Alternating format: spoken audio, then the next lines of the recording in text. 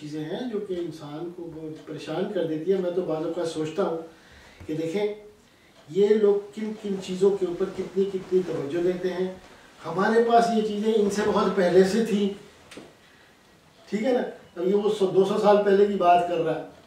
200 سال پہلے مطلب ہم یہ سب اتنا معاشرہ اتنے لیول کے اوپر تھا, لیکن جیسے ہی اس نے ہماری اقدار کو توڑا اور ہماری اقدار میں دخل اندازی شروع کی, ہم سب بالکل ہی ختم ہو گئے. ہم نے اپنے آپ کو چھوڑ دیا, بالکل ان کے مطابق ہو گئے جیسے وہ چاہتے تھے کہ ہم ہو جائیں. A truly dominated nation. And we had become a dominated. آج بھی دیکھ لیں, ہر چیز اب بازار سے چیز خریدنے جاتے ہیں, اس کا کہنے کا مقصد یہی تھا نا کہ اس کو ہر چیز ایسی لگے جو انگریز نے بنائی ہے وہ میری چیز سے بہتر ہے. ہم آج بھی جاتے ہیں پاکستان میں, دیکھ لیں جو مرضی چلے جائے, نہیں یہ فورن والی لینی ہے, میں پاکستانی بڑی نہیں ہے. کیوں؟ سیلف اسٹیم ختم کر دی نا آپ کی. آپ کو اپنی چیز اچھی ہی نہیں لگتی ہے, تو جب آپ کو اپنی چیز ہی نہیں اچھی لگے گی, آپ کو اپنی اقدار ہی نہیں اچھی لگتی ہے. وہ اقداریں, وہ تعلیم جو آپ ابھی بتا رہے تھے سب کچھ, اس کو تو ہم مطلب پتہ نہیں کیا سمجھتے ہیں. لیکن اگر یہی چیز آپ کسی کو, میں آپ کو صحیح بتاتا ہوں کہ کسی ایک ایسے حلقے میں آپ بیٹھے ہوں جہاں یہ چیزیں آپ صرف اردو کی بجائے اگر یہ آپ اس کو انگریزی میں ترجمہ کر کے بتائیں نا, وہ ان کے اوپر زیادہ اثر انداز ہوگی بجائے اس کے کہ آپ اس کو اردو میں وہ بتا رہے ہیں. یہ مینٹلٹی اور یہ ایٹیٹیوڈس کا فرق ہے. تو جب تک آپ اپنے بچوں میں بھی اس معاشرے میں رہتے ہوئے بھی اگر آپ ان کے اندر یہ ایٹیٹیوڈ انڈیوس نہیں کریں گے, بچے اس وقت تک نہیں آتے. پھر ایک ایگزامپل یہ بھی ہے, بچہ جو ہے ہمارا بچہ, بلکہ ہر بچہ ہی وہ نہیں کرتا جو آپ اس کو کہتے ہیں کہ کر, وہ کرتا وہ ہے جو آپ اس کو جو وہ دیکھتا ہے کہ میرا باپ کیا کر. اب میرا باپ جو ہے وہ بیٹھا گھر میں صبح سے لے کے شام تک جھوٹ بولتا ہو اور بچے کو کہتا ہو کہ تو جھوٹ نہیں بولنا, اٹ از ناٹ پاسبل کہ بچہ اس کے اوپر عمل کرے. ڈنڈے کے زور سے آپ اس کو مار داڑ کے 2-4 دفعہ آپ اسے کرا لیں گے, لیکن اس کی نیچر کے اندر وہ ایٹیٹیوڈ, وہ چیزیں آپ نہیں بھر سکتے.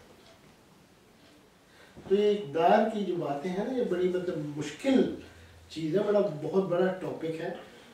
اور اس 5 ایک چیزیں جو اسلام نے بتائی ہیں, ایک مثال دیتا ہوں سر. ابھی ایک ریسنٹلی ہالینڈ میں آپ کو پتہ ہے کہ بہت زیادہ ٹینشن ہے, religious tension between Muslims and the others. Especially وہ جب مر گیا تھا, ان کی قتل کر دیا تھا اس کے ایک فلم میکر جو تھا. ہاں بالکل فلم میکر. اس کے بعد سے تو بے تحاشا ہی ہالینڈ میں ٹینشن ہے, ملست نہیں گنا ہے, ریلیجس ٹینشنز ہیں. ان ریلیجس ٹینشنز کے بعد اب اس چیز کو ختم کرنے کے لیے وہاں کی گورنمنٹ نے لوگوں کو بلایا.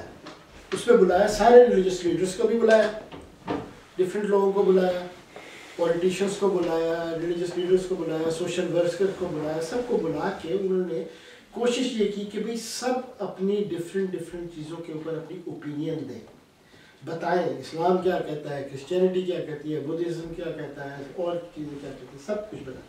اس کے بعد وہ چاہ رہے تھے کہ بھی وہ ایک ایسی چیز ہے جو کہ جس کو وہ نام دے رہے تھے, اس کا میں آپ کو بتاتا ہوں, اس کا گلوبلائزیشنز آف نارمز اینڈ ویلیوز.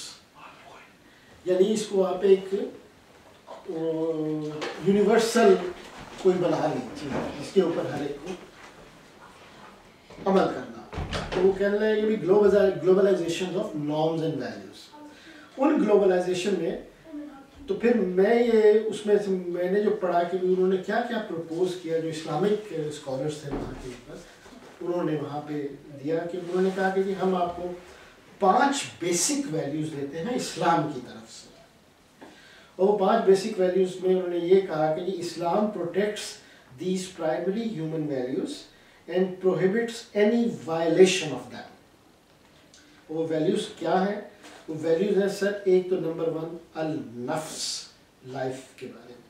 آپ کو پتہ ہے کہ اسلام میں پروٹیکشن آف لائف کی کتنی وہ ہے, امپورٹنس ہے.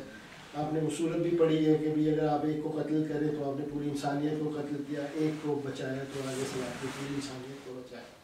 تو یہ ہے اسلام میں پروٹیکشن آف لائف کے بارے میں.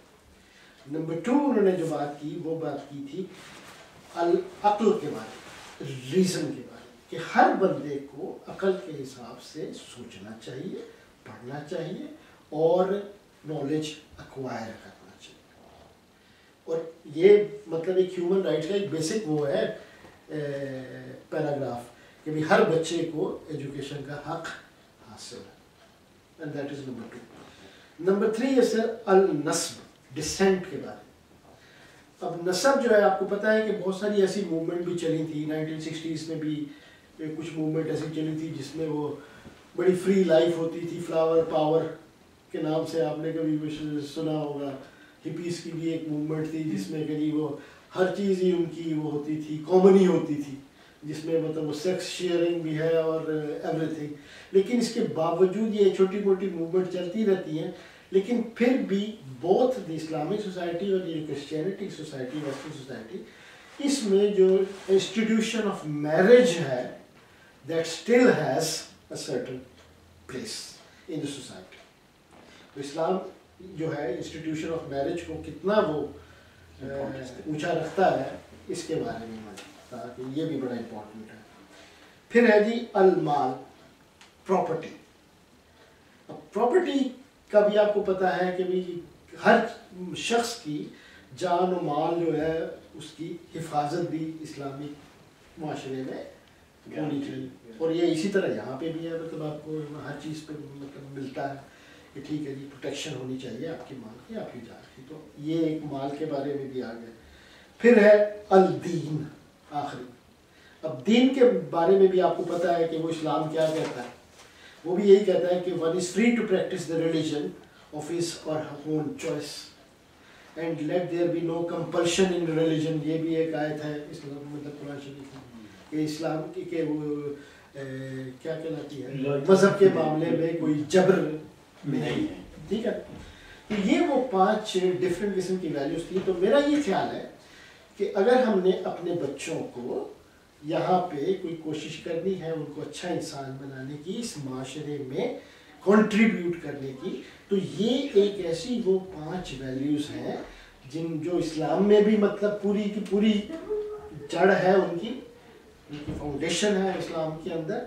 اور اس کے ساتھ ساتھ یہ آپ کے پورے ویسٹرن ورلڈ میں بھی ایک کیا کہتے ہیں ایکسیپٹڈ ہے as a complete norm in the western society.